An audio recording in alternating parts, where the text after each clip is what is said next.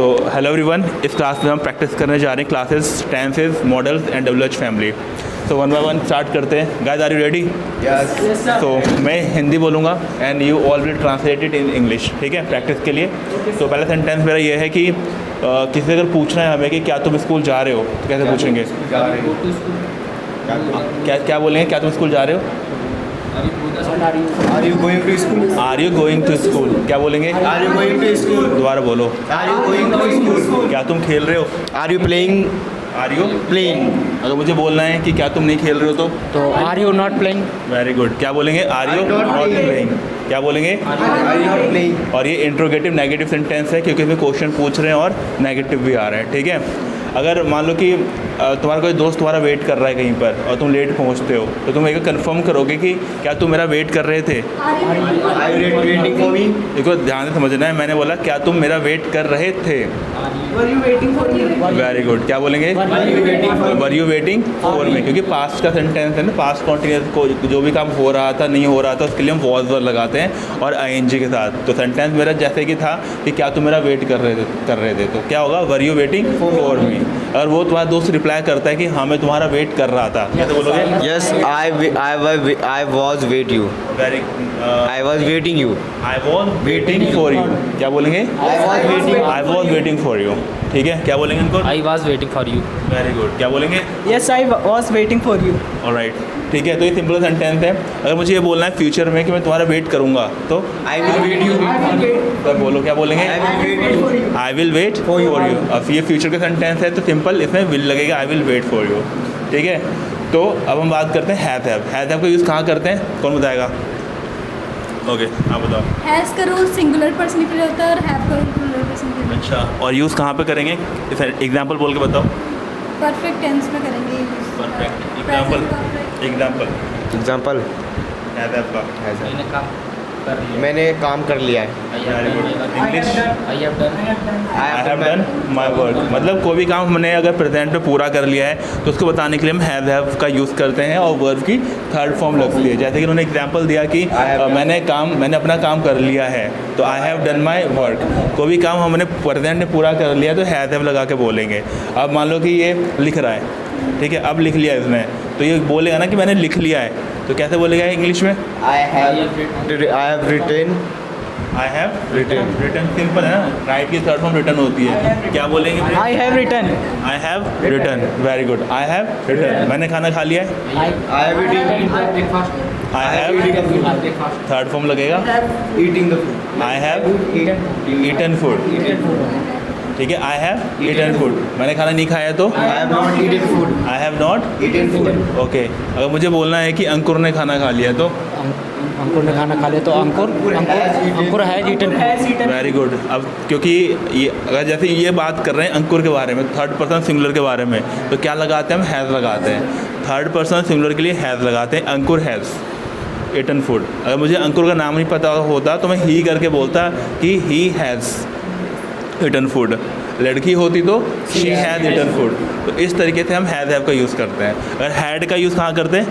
Had का वो past perfect है। पास्ट परफेक्ट में करते हैं, जो भी काम हो चुका था। अब मान लो अंकुर पहले ही खाना खा चुका था, तो कैसे बोलेंगे? Ankur had eaten food. Very good. Ankur had eaten food. अब अंकुर को ब्रेक बोल रहा है कि वो ब्रेकफास्ट कर चुका था, मतलब वह ब्रेकफास्ट कर चुका था। ये सेंटेंस को मुझे ट्रांसलेट करना है कि वह ब्रेकफास्ट कर चुका था, तो कैसे बताओगे? तो he had eaten breakfast. Very good. क्या बोलेंगे? He had eaten food. He had eaten Breakfast. Breakfast. मतलब जो भी काम हो चुका था तो हैड लगा के बोलेंगे, और इसे पास्ट परफेक्ट बोलते हैं, थर्ड फॉर्म लगती है, ठीक है। ही हैड ईटन ब्रेकफास्ट या फूड। मैं तुम्हें इन्फॉर्म कर चुका था। मैं तुम्हें इन्फॉर्म कर चुका था। I had inform you. Very good. दोबारा बोलो। आई हैड इन्फॉर्म्ड यू, ठीक है। मैं फॉर्म भर चुका था। I had filled the form. Had filled the form. तब बोलो, क्या बोलेंगे? I had filled the form. क्या बोलेंगे? I had fill the form. Very good. I had filled the form. अगर मान लो कि अंकुर है, अंकुर को बोलना है कि मैंने होमवर्क कर चुका था। Homework I had done my work. Very good. I have done my work, I have done my homework करके बोल सकते हैं। आप फ्यूचर परफेक्ट में क्या लगता है टाइम वर्ड, कौन बताएगा? तुम बता दो। फ्यूचर परफेक्ट फ्यूचर परफेक्ट में will have will have, very good. Will have लगाएंगे सिंपल, जो भी काम फ्यूचर में हो चुका होगा। जैसे कि हम लोग यहाँ पढ़ रहे हैं, प्रैक्टिस कर रहे हैं इंग्लिश का, ठीक है। अगर मान लो कि प्रिंस को बोलना है कि मम्मी मतलब अभी मम्मी खाना पका रही होगी ऑब्वियसली वहाँ पर, ठीक है। तो अभी इसको लगता है कि 9 बजे से पहले पहले खाना बन चुका होगा आ रहा है, तो प्रिंस को बोलना है कि मेरी मम्मी खाना बना चुकी होगी। तो कैसे बोलेंगे? My mother will have preparing the food. कैसे बोलेंगे? My mother will have preparing the food. ING लगेगा क्या? Prepared the food. Very good. इसमें आईएनजी नहीं लगेगा, थर्ड फॉर्म लगती है। जैसे अगर मुझे बोलना है कि मेरी मम्मी खाना बना चुकी होगी, तो my mother will have prepared the food. Prepared food. क्या बोलना है? My mother will have prepared the food. क्या बोलेंगे? My mother will have prepared food. Very good. कैसे बोलेंगे कि वह घर पहुंच चुका होगा? Why? He will have go went reached home, third form लगता है। Reached he will have reached home. क्या बोलेंगे? अगर मुझे बोलना है कि वो अभी तक घर नहीं पहुंचा होगा, तो वह अभी तक नेगेटिव सेंटेंस हो गया। क्या बोलेंगे? he will not have He will not have reached reached home. home. Very good. He will not have reached home, he will not have reached home, इस तरीके से बोल सकते हैं, ठीक है। जो भी काम फ्यूचर में हो चुका होगा, ठीक है, वह एग्ज़ाम पास कर चुका होगा, तो He will have passed the exam. He will have pass exam, ठीक है। तो ये हो गया विल हैव का, ठीक है। अब हम डिस्कशन कर दें किसका? Perfect continuous sentence. Present perfect continuous have been लगता है, और टाइम बताने के लिए सीन्स और फोर लगता है, जैसे कि हम क्लासेस में पढ़ चुके हैं, मतलब जो काम पहले से करते हुए आ रहे हैं, ठीक है। तो एग्जाम्पल लेते हैं, जैसे कि अगर मुझे बोलना है, मान लो कि ये वैसे पढ़ना है। सागर है, अब ये बोलता है मैं सुबह से पढ़ाई कर रहा हूँ, तो टाइम मेंशन हो गया सुबह से, तो कैसे बोलेगा ये कि मैं सुबह से पढ़ाई कर रहा हूँ? I have been studying. I have been studying Since morning. in the morning. Very good, simple. 304 लगता है टाइम बताने के लिए, जैसे कि मैंने बता रखा है कि एग्जैक्ट टाइम तुम्हें बताना है, एग्जैक्ट टाइम पता है, जैसे कि 2 बजे से, सुबह से, शाम से, 2010 से, ठीक है। तो हाँ सीन्स लगता है एग्जैक्ट टाइम के लिए, scenes 2010, scenes morning, scenes evening, इस तरीके से, ठीक है। अगर टाइम नहीं पता, टाइम ड्यूरेशन की बात करेंगे, जैसे कि मुझे बोला है मैं 2 घंटे से पढ़ाई कर रहा हूँ, अब कौन से 2 घंटे से एग्जैक्टली नहीं पता ना। अगर इंस्टेड ऑफ 2 घंटे की जगह मैं बोलता कि मैं 6 बजे से पढ़ रहा हूँ, तो एग्जैक्ट टाइम हमें पता चल गया, तो यहाँ पे सीन्स लगता, ठीक है।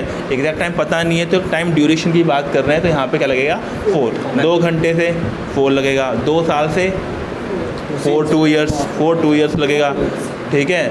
और 2 महीने से, कौन से 2 महीने से नहीं पता ना, तो 4 लगेगा। अगर मैं बोल देता कि मैं जुलाई से पढ़ा रहा हूँ, एग्जैक्ट टाइम पता चल गया, मंथ नेम, तो वहाँ पे सीन्स लगेगा, ठीक है। तो ध्यान रखेंगे, जहाँ एग्जैक्ट टाइम हमें पता है, सुबह के लिए सीन्स लगता है, सुबह, दोपहर, शाम, सब के लिए सीन्स लगता है। कल से अगर हमें यूज़ करना है, तो मैं कल से पढ़ रहा हूँ। सीन्स यस्टरडे टुमारो, मतलब यस्टरडे के लिए सीन्स लगेगा, सीन्स यस्टरडे, ठीक है।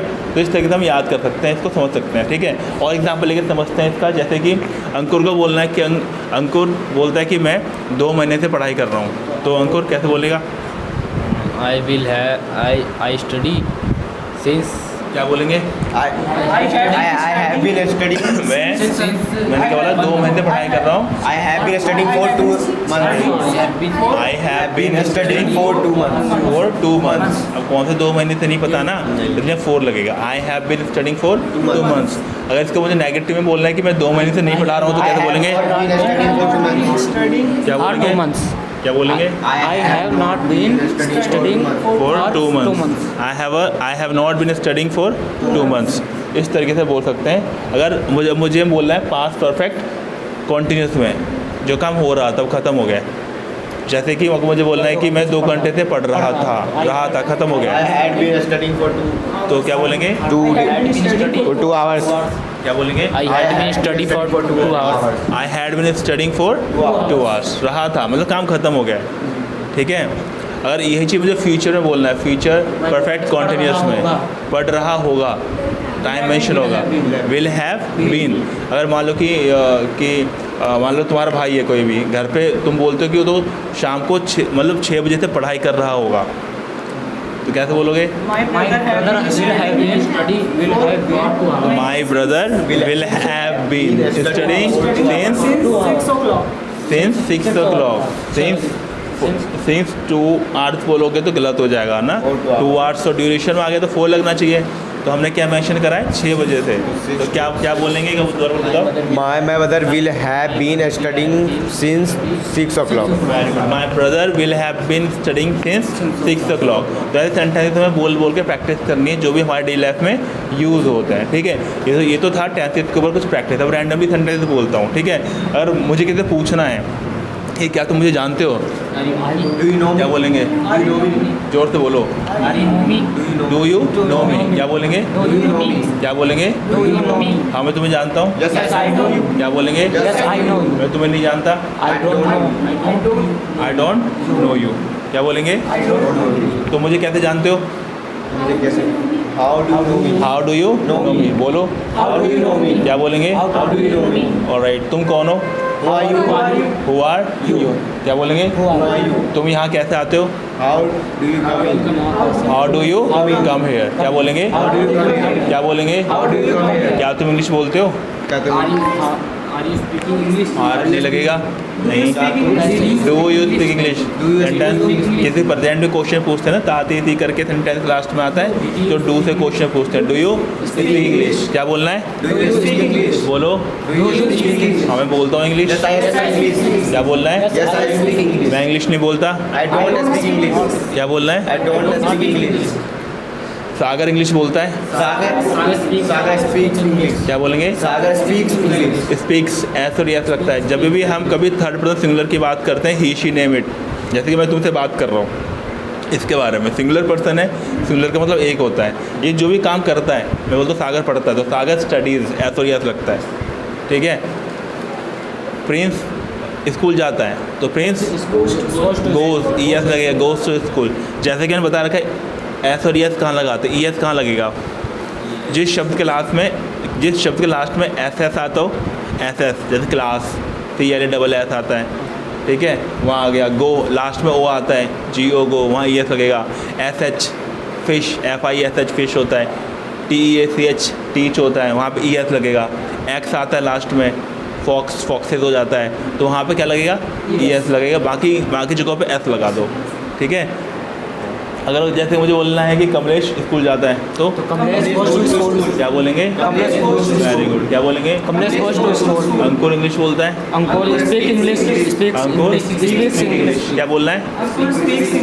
ठीक है, तो पॉजिटिव सेंटेंस हो गया। नेगेटिव में अगर मुझे बोलना है कि अंकुर इंग्लिश नहीं बोलता, तो अंकुर not goes. डोंट लगेगा क्या? नहीं, अंकुर does not speak. Very good. Ankur doesn't speak English, क्योंकि थर्ड पर्सन सिंगुलर के लिए डज लगाते हैं। क्या बोलेंगे अंकुर? Does not speak English. क्या बोलेंगे? Ankur does not speak English. Very good. अगर मुझे बोलना है कि सागर इंग्लिश बोलता है, तो बोलना है सागर speaks English. सागर Speaks English. क्या सागर इंग्लिश बोलता है? Does Sagar speaks English? क्या बोलना है? Does Sagar speak English? Does Sagar Speak English. Sagar English क्यों नहीं बोलता है? Why does Sagar speak English? Why does Sagar not, negative भी तो है। Why does Sagar not speak English? क्या बोलना है? Why does Sagar not speak English? Why does Sagar not speak English? ये तो टेंसेस के ऊपर, WH फैमिली के ऊपर है।